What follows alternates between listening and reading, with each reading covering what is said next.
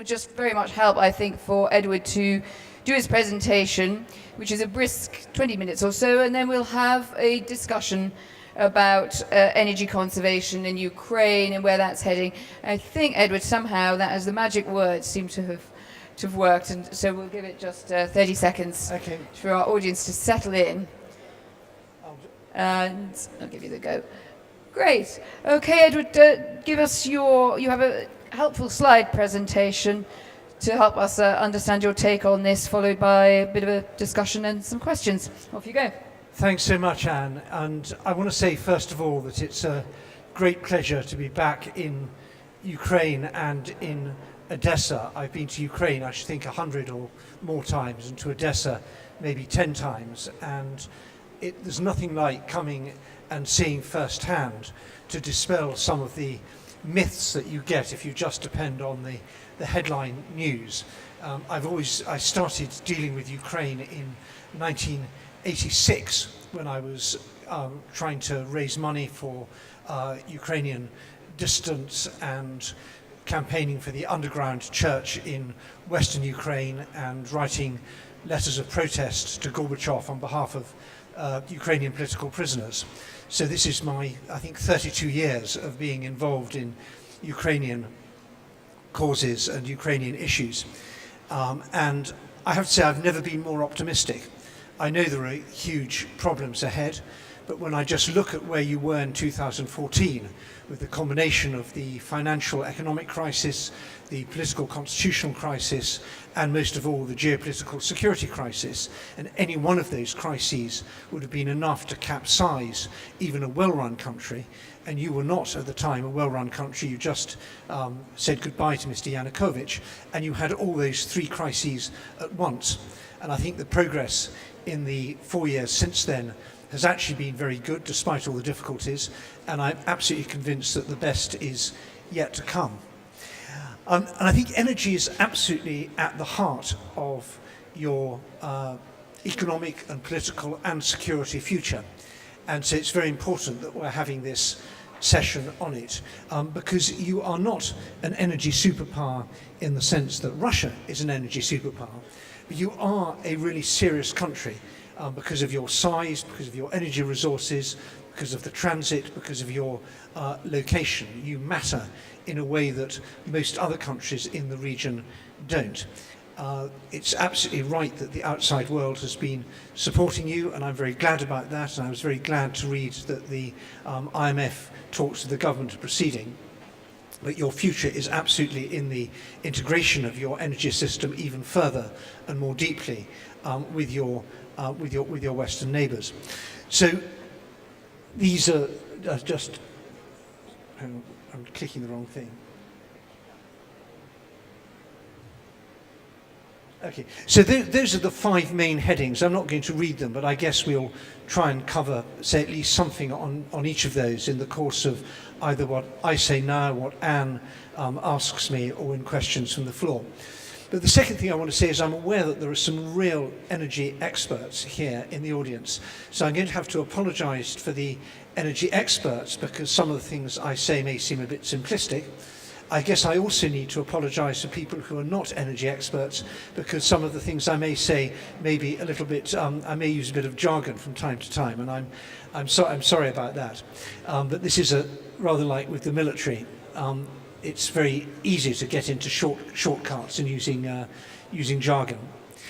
But I want to just start off by looking at, to give a flavour of where we are, this week's news.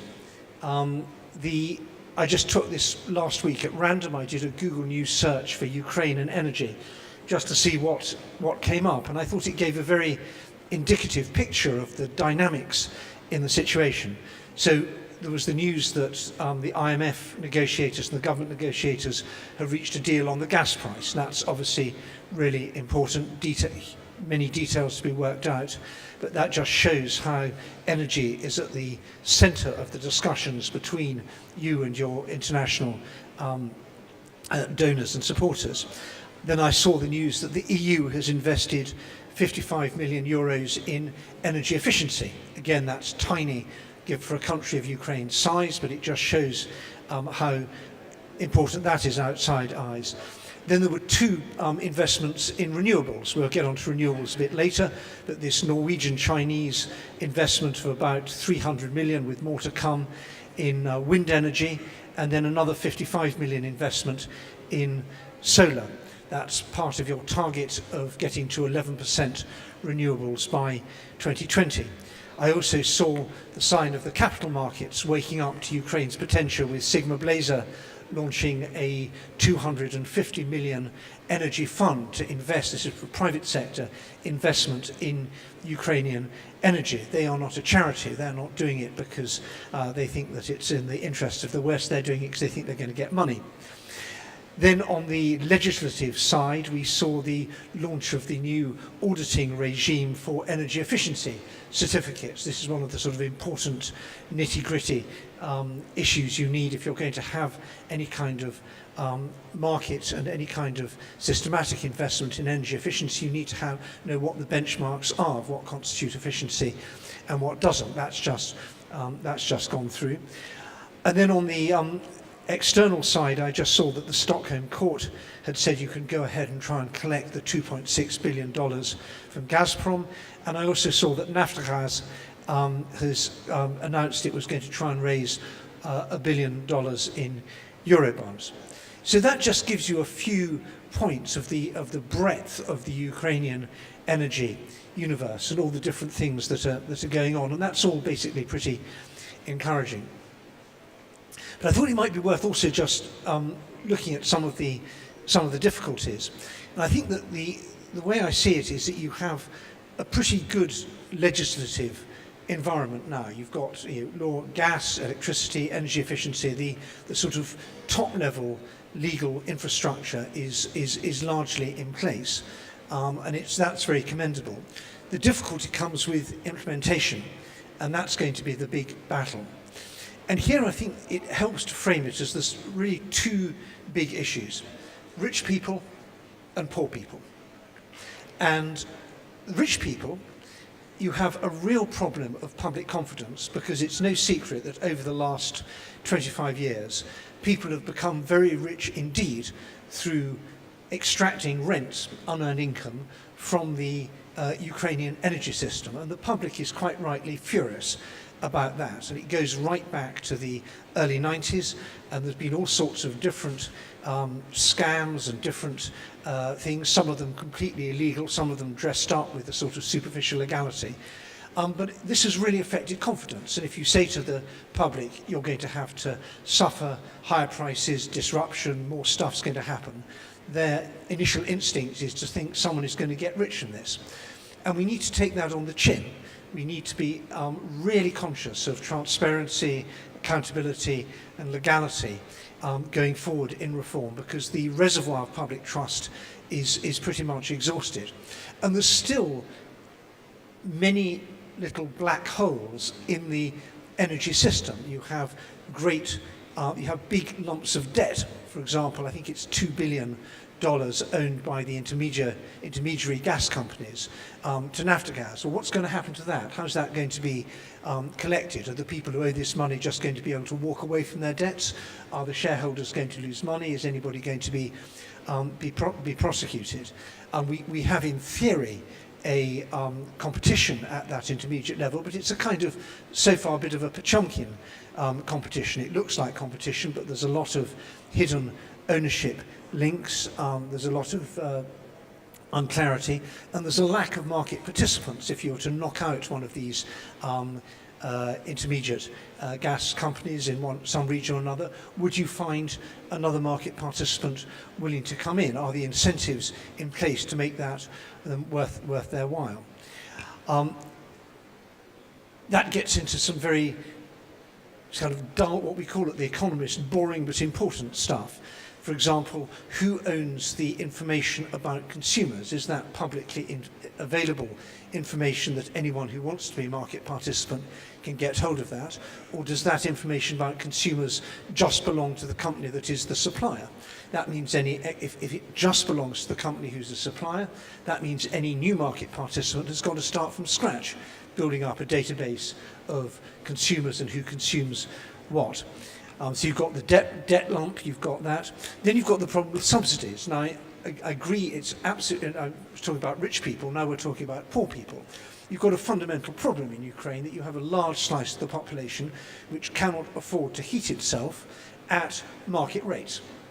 And if you simply go for a free-for-all, you'll have a wave of social protest. It's not only wrong for poor people to be cold in winter, it's also politically dangerous because they can all vote, and they will vote for populists.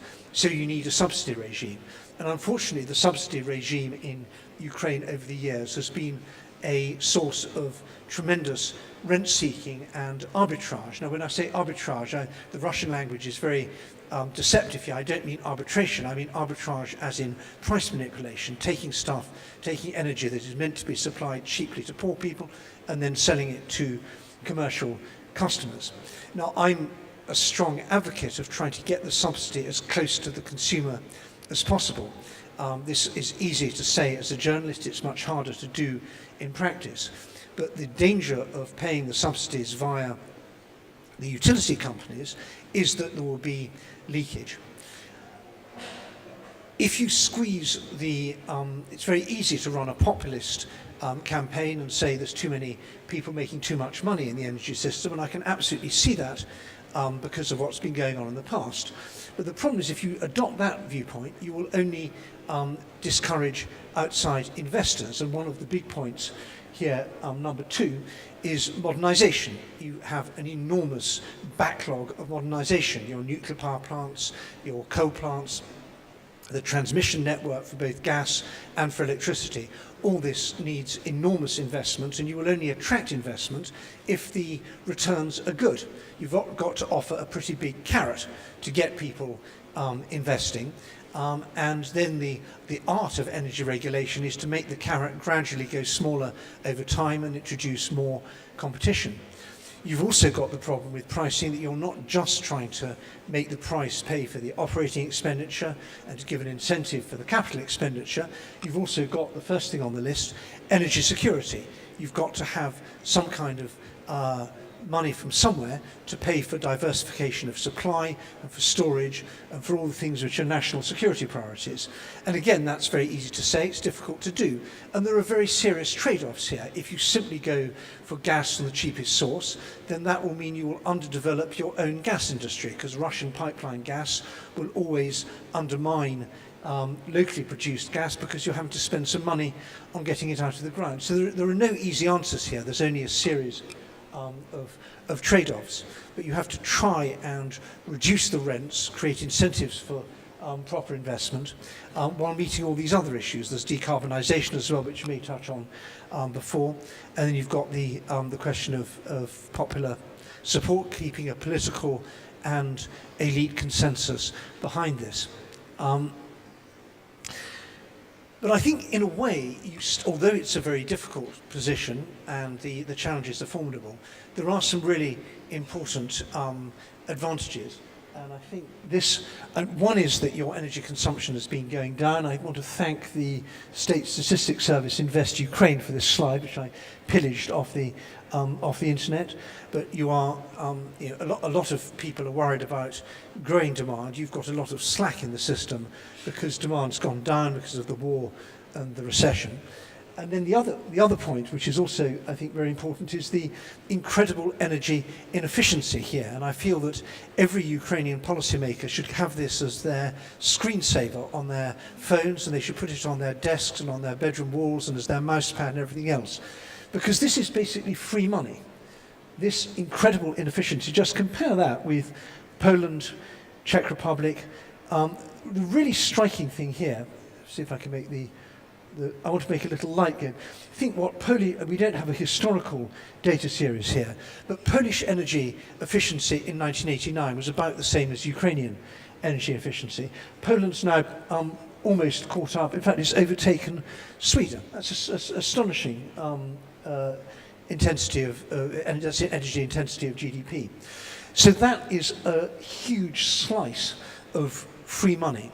And I'm glad we're discussing this at a financial forum, because if you want to try and apply the power of the capital markets to energy efficiency, you'll find that that is one of the best ways of making the investment happen.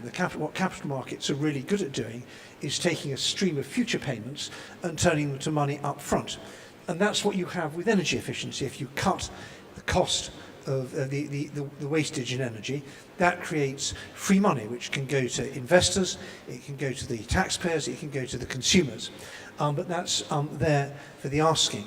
And all we need is the sufficiently predictable regulatory regime in order to have what we've already seen in other countries, where people say, I'm going to look at energy efficiency in the housing stock, I'm going to look at energy efficiency in industry, apply the power of the capital markets, get the money, make the investments, and things happen.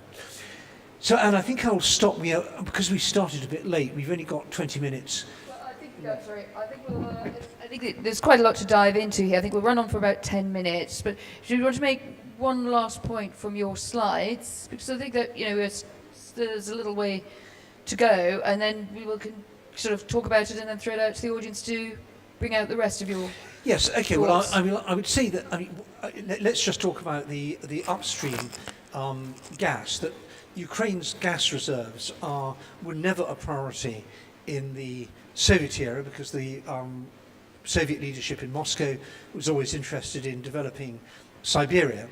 And actually, in the years since then, they've also not had the attention they should have done, because of a mixture of corruption and business and political leadership that was mainly interested in gas transit and in, put frankly, in stealing, and also because of a regulatory regime that didn't encourage many people in, and when they came in, a lot of them left. So I think that we are now moving to a much more potentially promising arrangement. You've got the auction system, which hasn't really worked very well. I think there haven't been any auctions for gas development for a year or so. I think using Prozor may well be much more successful. This is the electronic e-procurement system, which has been one of the big reform successes. And Parliament's been doing a reasonable job there on passing laws to deregulate the access to land, and I see more interest there. And then, of course, there's production sharing agreements, which may well be the way you get a big bang in upstream. But I think that's probably on hold until the election. But actually, just this week, I didn't put this in my list of important energy news from this week. I think the RADA just published a law this week about licensing for upstream exploration, which would give more visibility about how the licenses are actually being used, whether they're being traded or used for exploitation. If we're talking about energy efficiency, I just want to highlight again the transmission losses. This is one of the most striking things, that both the gas grid and the electricity grid are really grotesquely inefficient. I like to think that this really is just waste. I suspect in some cases it's theft disguised as waste, that the gas is accounted for as if it had just leaked off into the atmosphere, but in fact it's being sold in the deregulated market. But that's going to be a really important issue, and we need to have a outside. I think a TSO has the confidence of the outside world in order to deal with that. It's also important because Ukraine as a transit company is also really dependent on outside confidence, and this has taken a bath over the last 10, 15 years. I think it's easy, for Ukrainians to underestimate how much people blame Ukraine, rightly or wrongly, for the problems we saw with gas transit. I was talking to a senior Czech official the other day, and he said, you know what, I would actually prefer Nord Stream 2 to having gas from the Czech Republic, the gas from Ukraine, because I just don't trust the Ukrainians to run their gas transit properly, and I do trust the Germans to run theirs. And I thought that was pretty shocking, actually, coming from a country which should basically be an ally. So I think it's just as you've got to re-establish the reservoir of trust with the voters with regard to the way that the energy system is run within this country, you've also got to re-establish trust with outsiders about how the transit system is coming. Very important a point he highlighted, which I know many outsiders have made, measuring the gas when it comes in and measuring the gas when it comes out. When the Czech Republic broke up with Slovakia, they were best of friends. They never had any arguments, but the first thing they did was to put meters on the border just so that you could measure every molecule as it comes in and out. You need to do that and do it in a way that has total trust from outsiders, because if you don't, there's always the danger of gas going missing and going for other purposes. I know it sounds very harsh when I say this, and I'm just passing on, and I know you've made a lot of progress on this front, but you need to do a really good job of communicating the progress to outsiders and rebuilding the trust that's been lost in previous years. Okay, ask me some questions. Throw you some questions. So I have a few. It looks like there's some already in the audience. Actually, what I might do is just throw in a couple of my own, and then we'll see, perhaps some more specialist view in the audience. Just a last point there on your argument about leakage and effectively some vested interests who are also behind parts of that. There's this figure of eight argument that we seem to go through, which says we need the political will to deal with this, but we're not sure we've got the political will. How difficult is it when effectively you do have oligopolies involved in this? What would be and you're a geopolitics person by background, as am I, but you have also got this technical expertise on energy. What do you think the lever is? Why should someone listen to you who's doing pretty well as it is right now, maybe has some friends in high places who could protect him, her, or itself? You see, we're very 2018. Why, what makes you think that this could be dealt with? Well, I think there's two ways you can break up and corrupt oligopoly. One is by, and you have to do them both, really. One is to attack it by ending the climate of impunity. So you've got to say there are serious risks by doing this, by diverting subsidy money, by underinvesting, by stealing. You can lose your operating license. You may be prosecuted. That there's got to be real pushback. So seeing the regulator's got to have very sharp teeth and very strong political backing. You may need the help of outsiders. So if there's a mysterious chain of ownership offshore, you may want to bring in the anti-money laundering people and be asking hard questions about who owns this stuff. I remember the era of Rosenergo, which was the most amazing gas company in the world, because it owned no gas pipelines and no gas storage. Didn't really seem to have any good engineering expertise. It was just really, really good at managing the contracts between Russia and Ukraine, and they had billions and billions of dollars in the bank. And Raiffeisen Bank, who was their banker in Austria, and apologies if is anyone in the room from Raiffeisen Bank? I apologize. Well, I'm sorry, but how come you never? You can have your moment. Yeah, you can beat me up afterwards. Actually, you can't, because I'm going straight to the airport, so I'm safe. But how was it possible that a company like Rosenergo was able to get a banking relationship with a really reputable Western bank when we couldn't really see how they made their money? So I think we have been in the outside world. We've been really complicit in this, and these famous, Lazarenko and all these people, they laundered their money through Western banks. And I think all the whole Western financial system and the Western lawyers and accountants and others are all partly guilty for this kind of looting that went on. So anyway, we need a big pushback against the corruption from the penal point of view.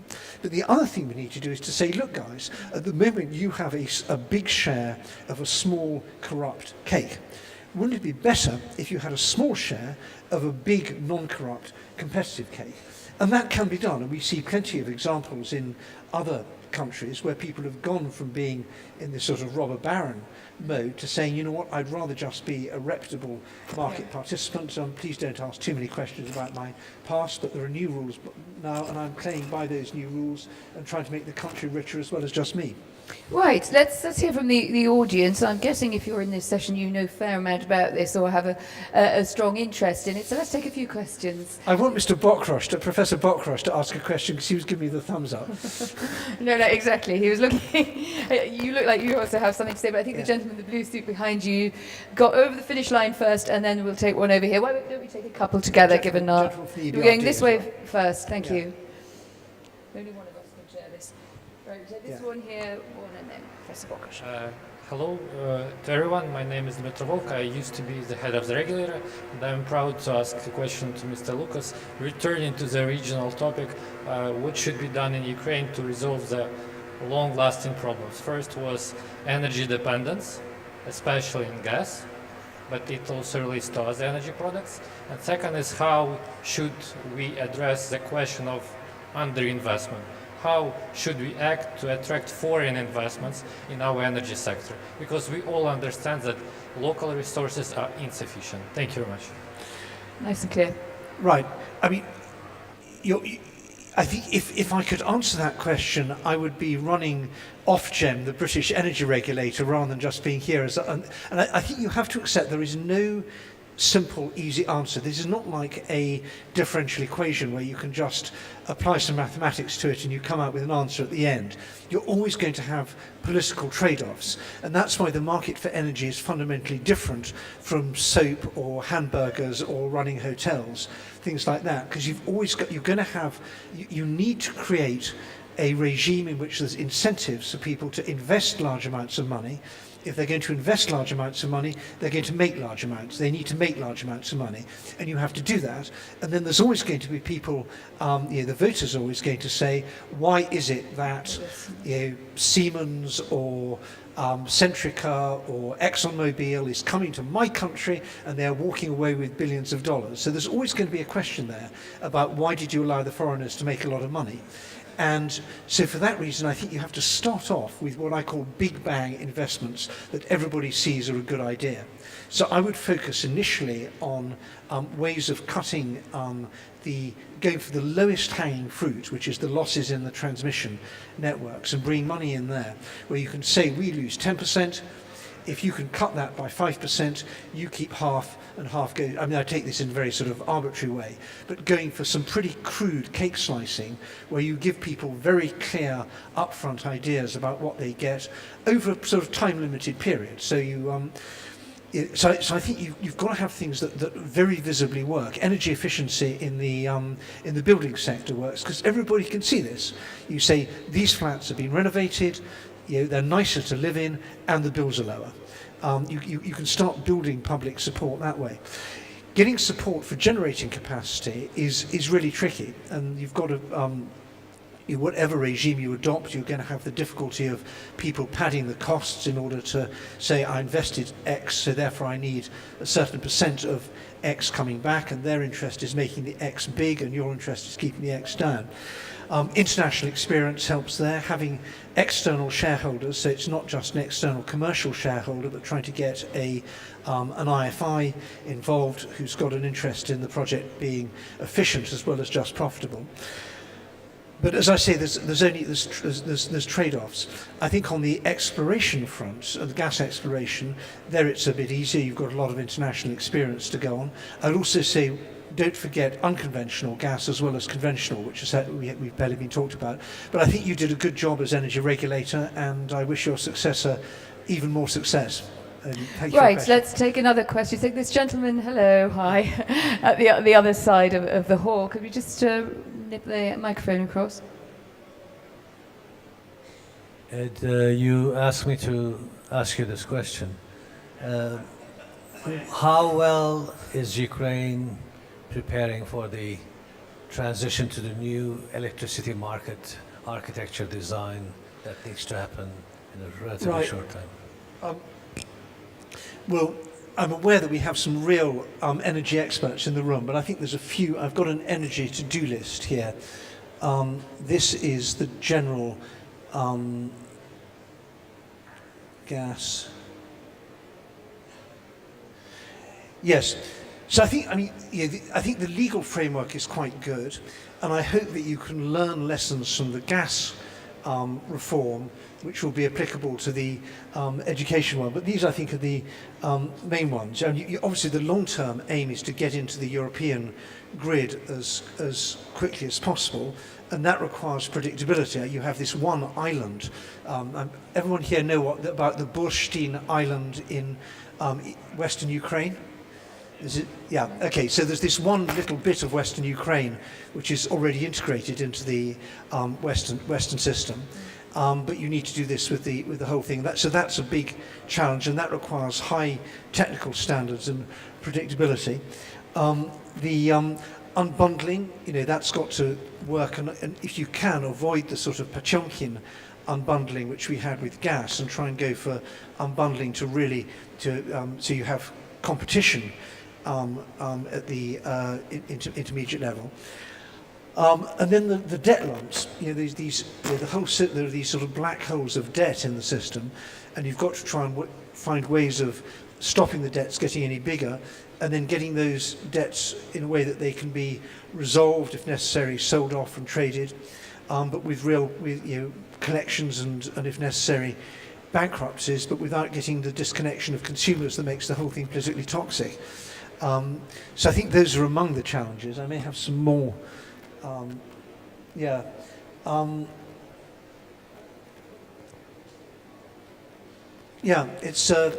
It's a long to-do list, and I think perhaps my most important advice would be to say you need to try and be patient. Don't expect, and I know Ukrainians are very good at being patient, but this is going to be difficult and painful.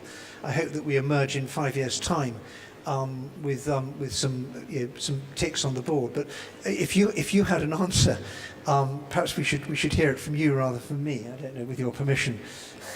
Would you like to come back on that?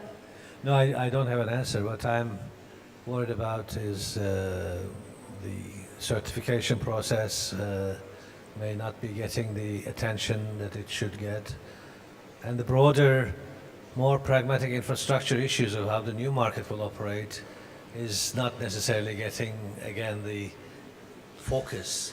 It's not going to be too much time to set up these new market bilateral trades, all other things, elimination of the single purchaser, everything else. These, to me, look quite a daunting task, and I'm not sure if everybody is focused on that. Yeah, absolutely. I mean, time is short, and it's a highly complex business. I think that on the whole, molecules are easier than electrons when it comes to energy. And there's a very good piece, if you just Google electricity reform, will Ukraine be ready? There's a whole good think tank piece on that.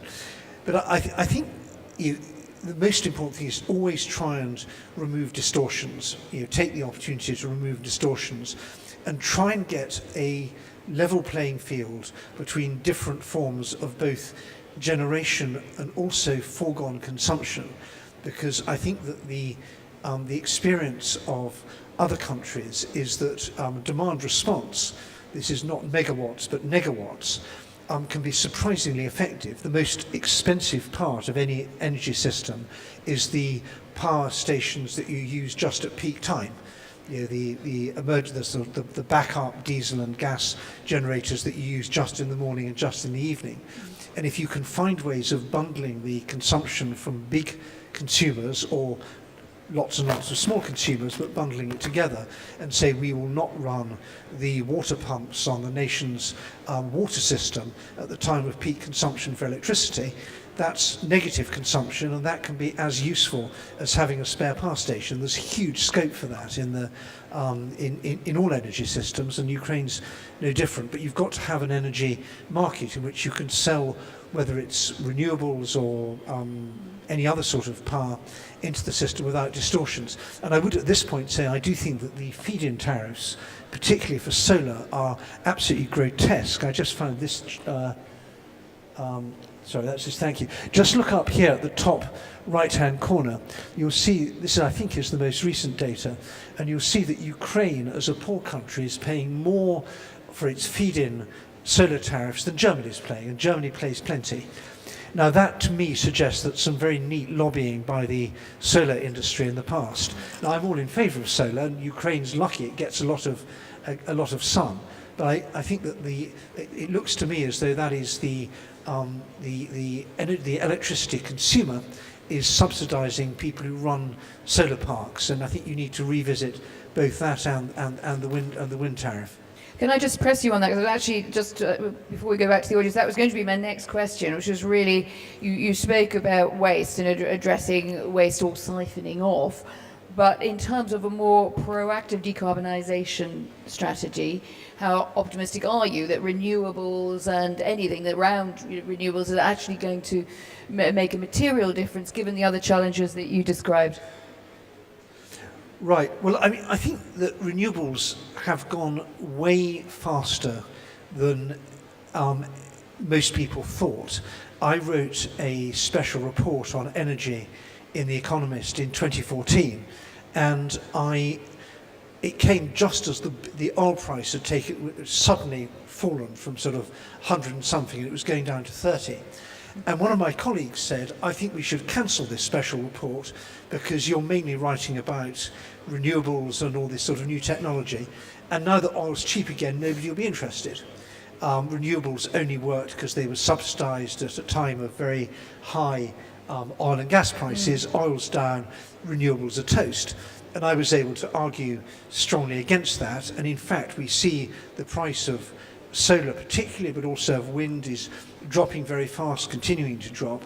And we're also seeing the cost of storage dropping, because you need that because these are intermittent.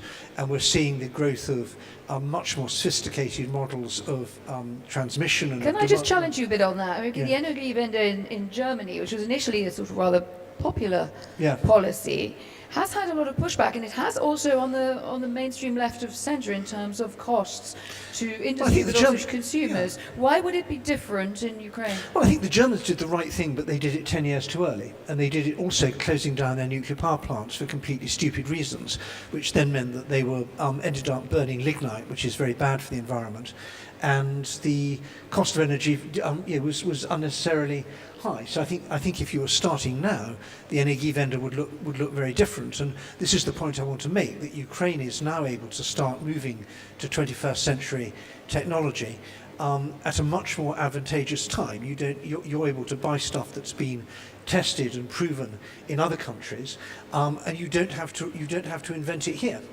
So when you buy solar, you're buying highly efficient next generation solar. Countries like Germany and Britain are stuck with stuff that's previous generation or even the generation before that. So you're able to buy the best and cheapest. And I think we are moving rapidly, perhaps more rapidly than people think, towards an era where the energy, zero marginal cost energy will be taken for granted. And the energy system will have to accommodate zero. And the question then becomes, how do you pay for capacity in an era of zero marginal cost energy? That's non-trivial, as mathematicians would say, but it's certainly doable. It just requires a very different way of thinking from when you're thinking about a power station which depreciates over time and which uses fuel. Let's see if there are any more questions in the final round before we conclude. Anyone else have any thoughts, challenges? There's a gentleman here in the very front row who looks worryingly Yes, hello. expert. Sorry, I missed you over there. Hello. From journalist to journalist, Brian Bonner, the Kyiv Post. A couple questions. Is there any legitimate reason for the existence of these Oblo gas energos, who are basically intermediaries between Naftogaz and the consumer?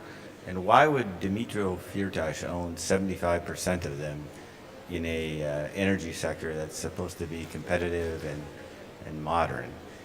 Second question is it too late to stop Nord Stream 2, and does it matter at this point? Well, first of all, I just want to give a big shout out to the Kyiv Post, which I think I've been reading since edition number 1. And you do I know you often annoy people with your coverage. That's because you're doing the right thing.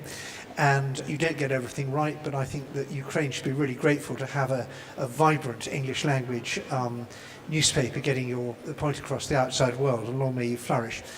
And also well done for exposing this question of the ownership. I think it is a good. I mean, you need competitive. The business of getting energy from the main transmission network to the consumer is a business. If it's a business, it should be a competitive business, and you want to have people competing on the basis of efficiency and innovation and all the other things that businesses compete on. And So therefore, I think there is a role to have intermediary companies. I don't want to have a vertically integrated energy system. That, on the whole, leads to rent-seeking and corruption. But you need to have a lot of market participants. It mustn't be a cartel. But I think I mentioned it earlier on, this idea of Potemkin unbundling, where it looks unbundled, but actually one actor, a litigious actor sitting in Vienna, who sues people for libel if you say nasty things about him, has a disproportionate role. And I think that's a question where you need to be really transparent about the ownership, and you may want to say to these intermediate companies, you have to have a named beneficial ownership, otherwise you can't apply for the license. And if you lie about the beneficial ownership, you lose your license or you get prosecuted. These are fundamentally questions for the financial regulator and the criminal justice system rather than for the energy regulator, but it can be done. Nord Stream 2 is, I wouldn't say never. One of my sons is trying to stop Brexit, so I have to believe in that lost causes can be fought. I think that it's worth fighting, but we need a fallback position that if Nord Stream 2 does happen, it has to happen on terms that still are not too disadvantageous for Ukraine. And I think Germany understands that. They don't want to have an end of all east-west gas transit because they like to have diversification just as everybody else does. So you need to push that. So I suspect probably we will get some guaranteed slice of supply coming through Ukraine. I have to say, as a friend of Ukraine, I worry about that. It's nice getting $2 billion. If you asked for a full accounting of how all those transit revenues had been spent in the past, I think it would be hard to say that every penny of those revenues had been spent in a way that absolutely benefited the people of Ukraine. Wherever you have unearned income, you have the danger of corruption, and this transit is a rent. The money is not spent on modernising the transit system and making it leak-proof. It leaks gas, but it also leaks money. And I think that's a serious problem. And if you do end up with a slice of transit revenues post Nord Stream 2, I really hope that all Ukrainians will have that transparent. I know it's hugely better than it was in the past. I mean, it's night and day change. But where money, this is basically free money. And where there's free money, people have a tendency to try and steal it. So do watch out for that. I'm sure the Kiev Post will keep an absolutely eagle eye on this issue. Where there's free money, people will try and steal it. There must be a brilliant Ukrainian proverb that says that you can share with us afterwards. Unless there's any more one burning question, I just wanted to follow up. I think probably not, because we need to get on to the next sessions. But just on that last point. Corruption, anti-corruption drives. We had a discussion this morning on the investment panel, also on the political panel.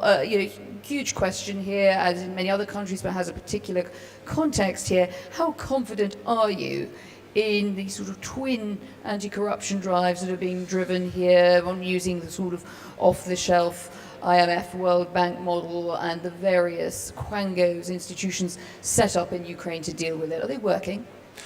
Well, I think anti-corruption has two levels. There's the kind of high-level institutional question about special anti-corruption courts, special prosecutors, all this sort of thing. And I think that's probably a good thing. It's important to do that, and you need to end the climate of impunity. And I want people to worry about prosecution if they've stolen money, whether they're sitting in Austria or in Kiev or anywhere else. But I actually think that the thing that really makes a difference is the social climate. It's got to, once people think that the real danger of corruption is not that I go to jail, the real danger of corruption is that my children don't speak to me, we don't get invited to parties anymore, and when people find out what business I'm in, they spit and turn away. That's the really powerful sanction. So I think that you certainly need the high-level sanction, but I think the normative attack on corruption is by far the most important, and that's something that every individual can play their part in, whether it's in the energy system or anywhere else. Of course, if your children are teenagers, they barely speak to you anyway, but I think we take your point. But I feel bad about this. When I was first covering the former Soviet Union, I remember, as a Russian speaker, I was always looking for new Russian words because I learnt Russian in the Soviet era, and suddenly all these new phrases came, and I came across the word offshorka. And I thought offshorka was the most wonderful word. I loved it. I thought it was so nice, and it was kind of romantic idea that these buccaneering Russian business people who were, quite rightly are making money in the ruins of the cloud economy, and then they were investing it somewhere safe in the Isle of Man or Cyprus through the offshorka. And I thought this was just really neat. And in retrospect, I hate myself for thinking this was neat and charming and romantic. This was basically, they were stealing. And maybe they were stealing from other people who were also stealing, and I don't condemn people for making money in the kind of wild capitalist conditions of the 90s. But fundamentally, offshorky are bad. They're bad for you, they're bad for us. Actually, they're not even offshorky, they're onshorky, because they happen in in Delaware and the City of London and so on. So, we used to say za vašu I našu svobodu. I think we should say za vašu I našu prozrachnost as well, because we need transparency on this, both in your system and in ours. And the corrupt people in the post-communist or in the emerging markets feed on the corruption in the West, and the corruption in the West feeds on the corruption in the emerging markets. And if you haven't read the wonderful book Moneyland by Oliver Bullough, please read it, because this is exactly, he starts off with the Mejira complex and how he traced Mejira back to London and found that all Yanukovych's corrupt wealth was all going through shell companies that were registered in the most reputable part of London. So I hope you can read Moneyland by Oliver Bullough and take the lessons to heart, as indeed we do in London. Thank you very much for that, Ed, and also for that combination of detail and the overview from Odessa to London and beyond in a really fascinating and vital sector. Just give you a quick public service announcement of what happens next in case you've lost the plot with your plan. If you stay here, you will have a debate on Ukraine's alternative energy revolution. And if you'd like to go to government as an active owner, you need to head over to the Greenwich Hall. I'm very impressed by the Greenwich Hall. Apparently this is the Windsor Grand Hall. Where is Meghan Markle? But please show your appreciation to Edward Lucas. Thank you very much, Ed.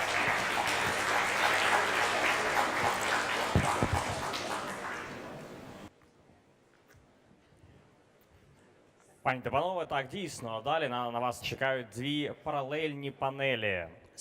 У цій залі, великій залі Віндзор, відбудуться панелі за темою еволюції альтернативної енергетики в Україні. Спікери цієї панелі – це Марина Петров, заступник